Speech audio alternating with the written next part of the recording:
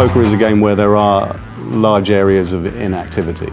And that's maybe why it suits still photography in a lot of ways, in that it is about defining moments and capturing those moments. And I think photography is a great way of being able to do that. I'm just trying to see things from new and different angles. I mean, obviously you're kind of limited in some ways in that you are covering people who are sitting at a table from waist upwards. For me as a photographer, it's not just about taking photographs of the tournament, it's encompassing the whole event. And that means going out and trying to take great landscape pictures. It means doing photo shoots with team pros in cool environments. And that's something that I'm still really developing on. Like, I think portrait photography is something that I really love, and you get to be a little bit more creative, or perhaps a lot more creative. The tournament coverage, you're trying to capture moments, create an atmosphere, and get the best out of what's happening in front of you. But you can't really change it. Like, you're just letting the action happen and capturing it as best you can. I think you know almost instantly that you've actually captured a moment. You see it playing out in front of you, and yeah, as soon as you click the button, you know that that's it. That's the moment.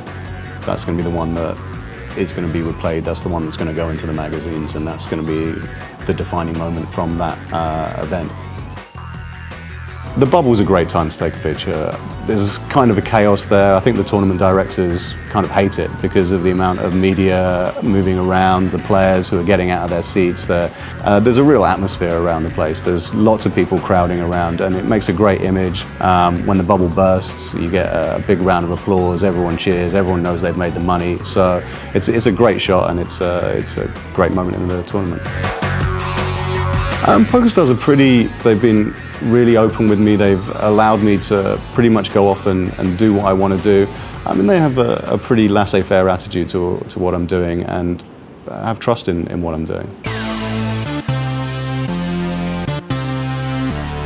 Everyone who comes into the EPTs or any of the other PokerStars tournaments, they have to sign a media release, so they're aware that they will be filmed, they will be photographed. I mean, obviously you can't interfere with the play in any way whatsoever. I think this is my 8th season on the EPT. By EPT Monte Carlo Season 2, I was the official photographer for the EPT. Sort of become a little bit part of the furniture. The players realise that I'm there, and I think that they trust me. We want the players to look their best, and so I'm trying to take pictures of them when they look good.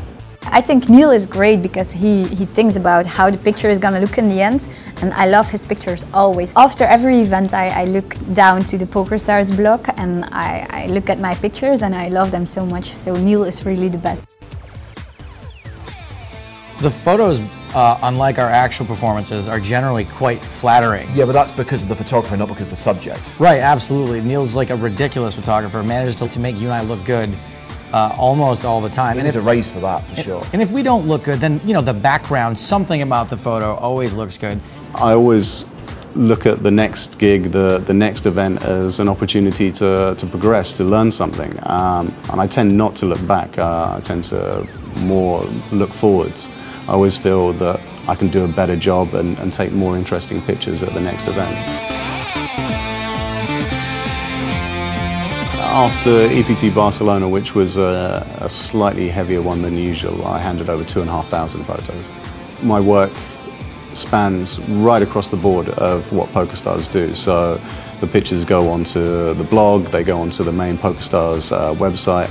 The pictures are also used for marketing material, they're used in advertising and other promotions. There's definitely players that are a lot easier to photograph than others. So the table talkers, the people who are dynamic, they're sort of bouncing around the table. If there's a buzz around the table, if people are chatting, if they're interacting, then it makes great photos for me. This is Liv's winning moment from EPT San Remo. I think in Liv's case here, just the actual realization that she'd won the tournament. She couldn't totally control her emotions, and you can see her with her hands over her face here, just taking in the fact that she's now the latest EPT champion. I think this is the third time I've photographed Elke winning a tournament, a couple in the PCA as well. We get a very limited time to do the winner shots, and you have a couple of formal shots that you have to do. But I always like to try and throw in something a little bit more dynamic, have a little bit of fun. And in this instance, I got a couple of dealers to stand either side of the poker table and spray cards in, and the second frame was the one. This is a shot of Toby Lewis winning the EPT Vila Moura. Portuguese laws means that you can't actually photograph inside the casino, which made it tricky to cover. And every time there was a break, managed to get pictures of them in various locations near the casino.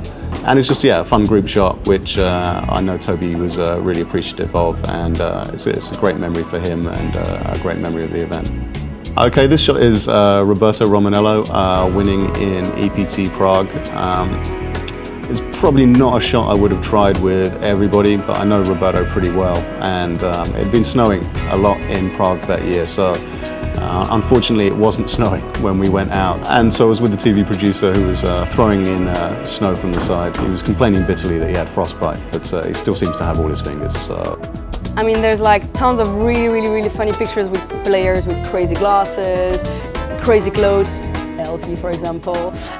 So all those pictures are really fun, really good, and yeah, I like to watch those on the EPT Facebook. This is a shot of Jason Mercier winning his first ever tournament in EPT San Remo. I think it may have even been one of his first ever live tournaments. And I think the significance of this shot probably wasn't really realized at the time. I mean, he wasn't a known player, so this was the moment where he went from just being a qualifier into being a poker star. Okay, so this is a picture of San Remo Harbour. It's maybe a smaller town which people, if they haven't been to the EPT, might not know about.